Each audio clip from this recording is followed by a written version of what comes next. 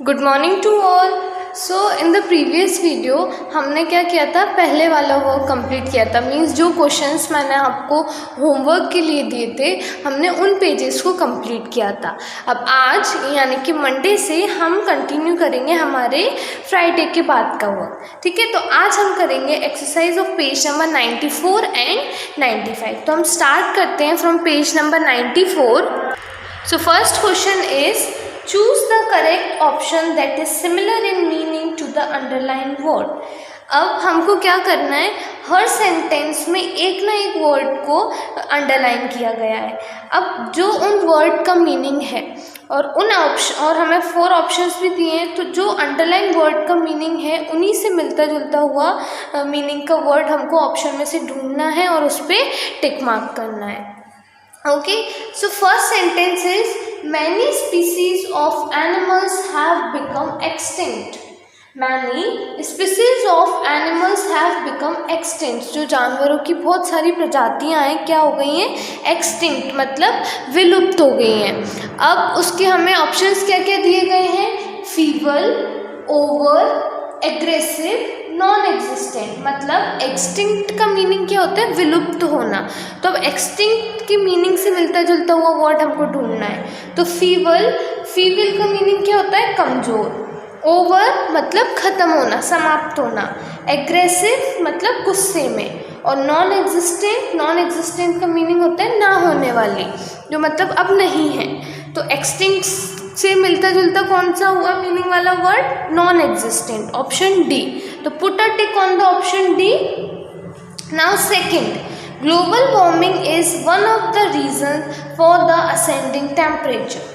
Global warming is one of the reason for ascending temperature. अब जो global warming है वो भी एक कारण है, वो एक कारण है टेम्परेचर के बढ़ाव में, जो मतलब टेम्परेचर में इंक्रीमेंट आ रहा है। असेंडिंग मतलब बढ़ना, इंक्रीमेंट आ रहा है, उसका कारण क्या है, ग्लोबल वार्मिंग। अब असेंडिंग का जो मीनिंग है उसी वैसे ही मीनिंग वाला वर्ड हमको ढूंढना है। राइजिंग मतलब बढ़ना, शूटिंग मतलब शूट करना, फॉलिंग मतलब गिरना, और माउंटिंग उसका मतलब बढ़ते हुए। तो असेंडिंग से मिलता जुलता हुआ कौन सा मीनिंग वाला वर्ड हुआ, राइजिंग मतलब भी होता है बढ़ना, धीरे धीरे करके बढ़ना, और असेंडिंग भी मतलब होता है धीरे धीरे करके बढ़ना। तो option A is correct. Third, he was shirking his work. He was shirking his work. अब शर्किंग मतलब क्या होता है, अब शर्किंग मीन्स क्या होता है, शर्किंग मीन्स होता है सिकुड़ना, मीन्स कम करना किसी चीज़ को। तो ऑप्शंस है स्लोइंग मतलब धीरे, पोस्टपोनिंग मतलब टालना, अवॉइडिंग मतलब मना करना या ना करना उस चीज़ को, और गिविंग मतलब देना। तो शर्किंग मीन्स कम होता हुआ या फिर सिकुड़ना इज कम होना। तो किससे मैच कर रहा है, the word avoiding, option C. मतलब पोस्टपोनिंग भी क्या हुआ, टालना, और अवॉइड मतलब उसको पोस्टपोनिंग इज आप टाल रहे हो, उस काम को मना कर रहे हो, और अवॉइडिंग मतलब देख ही नहीं रहे हो उसकी तरफ। अवॉइडिंग मतलब भी वही हो जाएगा कि टाल रहे हो, मना कर रहे हो। तो दोनों ही ऑप्शन में से आप कोई सा भी ऑप्शन टिक कर सकते हो, है ना। 4, if seeds are sown very deep they will not germinate. अगर सीड्स, बीज को हम बहुत गहराई में जाके बोएंगे तो वो जर्मिनेट नहीं होंगे, मतलब स्प्राउटिंग, अंकुरित नहीं होंगे। तो अब जर्मिनेट का जो मीनिंग है उससे मिलता जुलता मीनिंग का वर्ड ढूंढना है हमें। ब्लूम मतलब फूलों का खिलना, ग्रो मतलब बढ़ना, स्प्राउट इज अंकुरित, और फ्लोरिश मीन्स क्या होता है, ग्रोथ, डेवलप करना। तो जर्मिनेट से मिलता जुलता हुआ वर्ड कौन सा है हमारा, स्प्राउट, अंकुरित।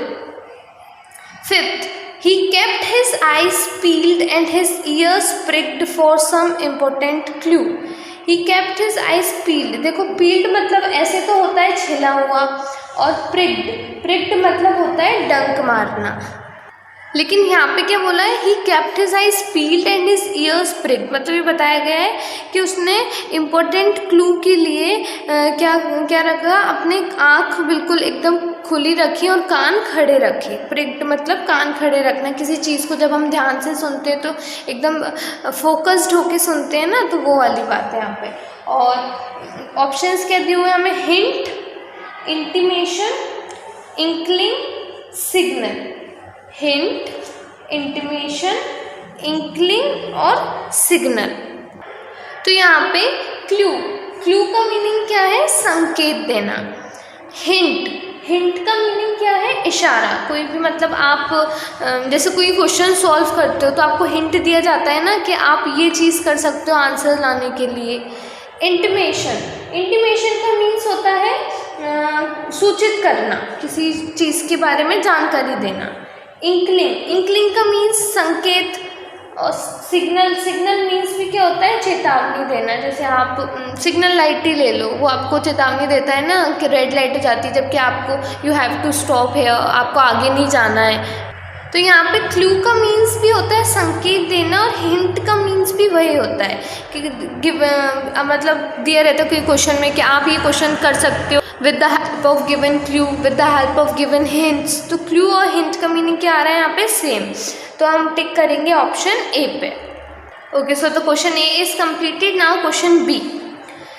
देखो आप एक पिक्चर देख रहे होंगे, पिक्चर पे एक बाइक है और बाइक के ऊपर क्या है? मंकी बैठा हुआ है। Up to monkey tricks on Delhi University campus. अब हम रीड करते हैं। This little monkey is tired of jumping from one house to another, from one vehicle to another. He feels he will have to start a campaign and teach his fellow friends how to plant saplings so that they can have plenty of trees to play around. Please help him to launch a successful campaign. Help him to write a slogan. Example, each one plant one. Go Green campaign, plantation of evergreen trees.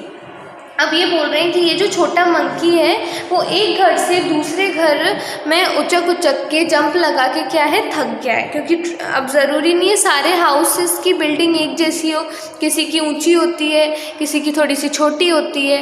तो इस तरीके से वो jump लगा लगा के क्या हो गया है? थक गया है।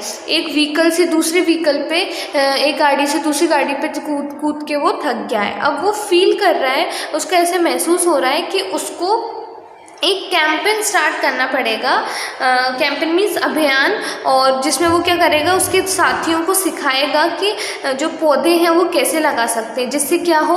उनके पास बहुत सारे पेड़ हों आसपास खेलने के लिए। तो ये बोल रहे हैं कि उसको हमें क्या करना है? इस मंकी की मदद करनी है कि ये कैंपेन कैसे, ये अभियान है जो सक्सेसफुली लॉन्च हो जाए। और क्या करना है उसमें? Help him to write a slogan, और हेल्प करना है हमको स्लोगन राइट करने के लिए। फॉर एग्जांपल एक स्लोगन दिया है, ईच वन प्लांट वन। हर एक को क्या करना है? एक एक इंसान को हर एक पौधा लगाना है। Go green campaign, plantation of evergreen trees. Now exercise दी है उससे related. Write a pamphlet giving reasons why the monkeys need more trees. Also write how unsafe the monkey as well as the residents have become without trees. अब हमें एक pamphlet right करना है जिसमें हमको कारण बताना है कि मंकी को ज़्यादा ट्रीज़ की ज़रूरत क्यों है, और हमको क्या बताना है कि how unsafe the monkey as well as the residents have become without trees, कि मंकी और जो रहने वाले लोग हैं वो दोनों ही कैसे अनसेफ हैं बिना ट्रीज़ के, या कैसे अनसेफ हो जाएंगे बिना ट्रीज़ के। तो वो हमको पैम्पलेट में राइट करना है। फर्स्ट हम पॉइंट्स पर राइट करेंगे। Monkeys need trees. मंकीज को किसकी जरूरत है? ट्रीज को जरूरत है। They don't need your food, they don't need your food. उनको आपके खाने की जरूरत नहीं है। Don't feed monkeys, they can become violent can cause accidents.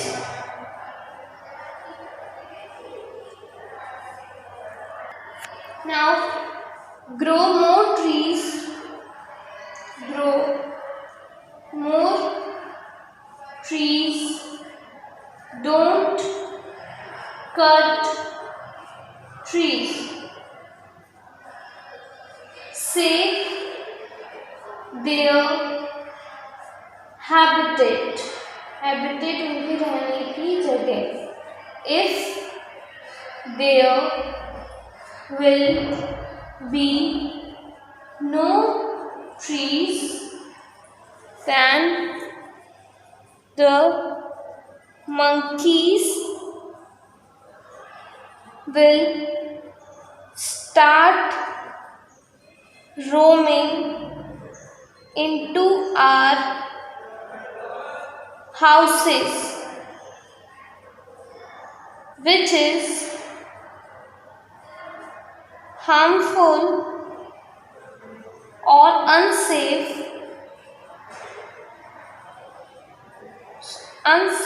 for the residents.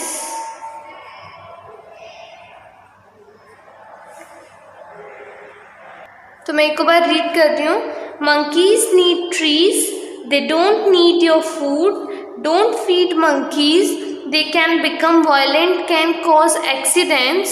Grow more trees. Don't cut trees. Save their habitat. If there will be no trees, then the monkeys will start roaming into our houses, which is harmful or unsafe for the residents. हमें क्या करना है, monkeys को trees, पेड़ों की ज़रूरत है, उनको आपके खाने की ज़रूरत नहीं है और आपको ज़्यादा से ज़्यादा ट्रीज़ लगाने हैं, ट्रीज़ कट नहीं करने, उनके घर को बचाना है. और अगर आगे जाके कोई भी ट्रीज़, पेड़ नहीं होगा तो मंकीज़ क्या करेंगे, हमारे घरों में आना स्टार्ट हो जाएंगे, जो कि हमारे लिए कैसा होगा, ख़तरनाक होगा और अनसेफ होगा. तो ये पैम्पलेट हमारा कंप्लीट हुआ. आते हैं नेक्स्ट क्वेश्चन पे. The following is a telephone conversation between Vivu and Madhav. After this call, Vivu receives an urgent call from Mumbai. Before leaving, he leaves a message for Amok. Write the message in not more than 40 words. Put the message in a box. अब ये क्या है, telephone conversation है विवु और माधव के बीच. इस call के बाद विवु को एक अर्जेंट कॉल आता है मुंबई से. Before leaving he leaves a message for Amok. जाने से पहले उसने क्या छोड़ा है, मैसेज छोड़ा है अमोक के लिए. तो उस मैसेज को हमें क्या करना है, 40 वर्ड से ज़्यादा नहीं होने चाहिए, उसमें राइट करना है. और पीछे हमें बॉक्स दिया हुआ है, उस बॉक्स में हमको मैसेज लिखना है. तो Madhav is saying hello it is 2777. तो विवु बोलता है येस इट इज़. माधव बोलता है can I talk to mister Amok, क्या मैं अमोक से बात कर सकता हूँ. विवु sorry he is not in the office. May I know who is on the line. Sorry माफ़ कीजिएगा, वो ऑफिस में नहीं है. क्या मैं जान सकता हूँ कि लाइन पे कौन है, यानी कि वहाँ से कौन बोल रहा है. माधव बोलता है I am Madhav a friend of his. मैं माधव हूँ, विवु का फ्रेंड, सॉरी अमोक का फ्रेंड. तो विवु बोलता है would you like me to convey a message to him. क्या पसंद करेंगे कि मैं उन तक, अमोक तक मैसेज पहुंचा दूं. तो माधव बोलता है yes. Please inform him that the trade fair has been postpone to the 5th of January so he can reach Delhi by evening on 4th of January.